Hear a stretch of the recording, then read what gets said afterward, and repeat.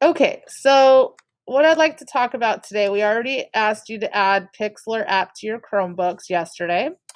And then if you have a personal computer and you're interested in getting the Photoshop, that was a video and an option here for you. What I'm interested in having you do today is get the Photos app. This photo app is a way for you to get the pictures off of your cell phone onto the computer. And that way we can have you share a whole folder of all of your images with me so that we can utilize them for Photoshop in the classroom. Yes, ma'am. Go ahead. It's on the agenda.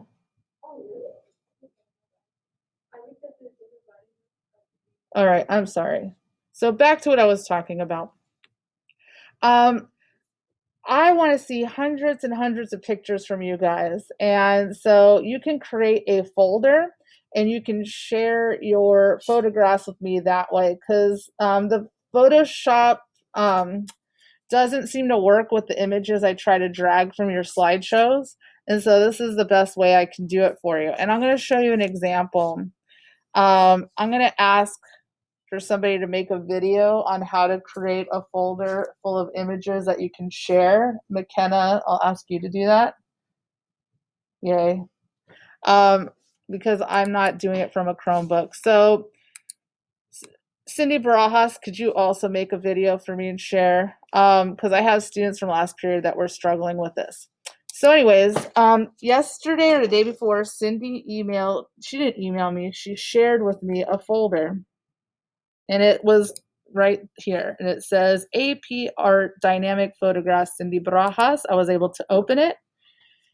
And this is a boatload of pictures from her cell phone that she was able to create a folder in her drive by using that Photos app. Now, I'm not really sure how she did it, so that's why we need to make a video, Cindy and McKenna. But all I know is I can see lots and lots of pictures this way. Then I can go ahead and click on it. And if I'm lucky, no, it won't let me do that. I can download the image and then I can drag that to Photoshop and then we can play with the image. I could turn this into black and white if I wanted. We could do a filter on it. We could do all kinds of fun stuff.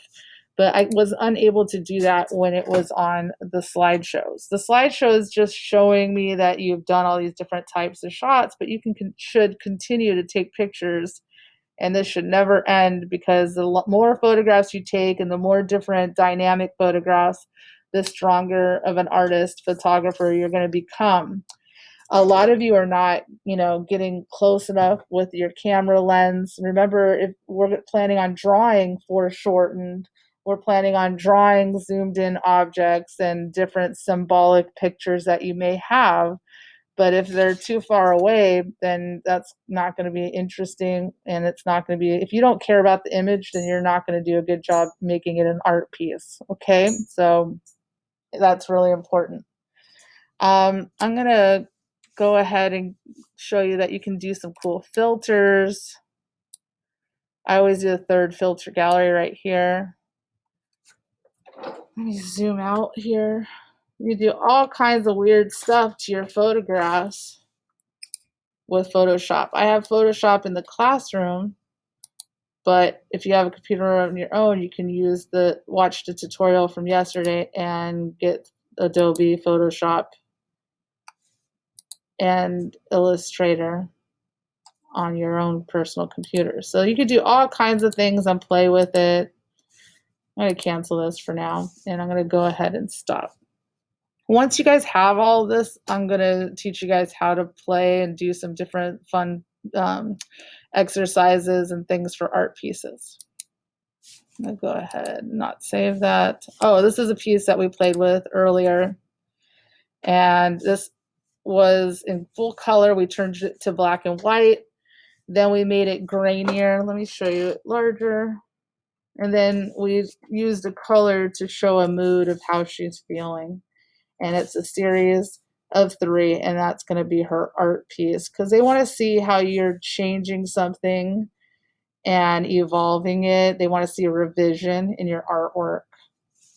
She could even draw this if she wanted to, but I think it's better as a photograph. Does anybody have any questions for me so far? Okay, but if you don't have any pictures, then what are we doing? Go around your house, go to your kitchen, go and look around. You can find rope, you can find a hammer, you can find different props and stage it to have symbolic meaning. You can use a blanket to do a dark background or white paper so you don't have distracting things in your shot. You can turn off the lights and do a flashlight, a spotlight on a person. A lot of times it doesn't seem like you're taking enough time to stage your environment for the photograph. Get good lighting, have helpers, take lots and lots of pictures, variety of ways around something, have them stage emotional shots. Help me care, because a lot of times these are dull and boring, and we need to get, more experimental and more dramatic. Any questions? All right, I'm going to stop this video.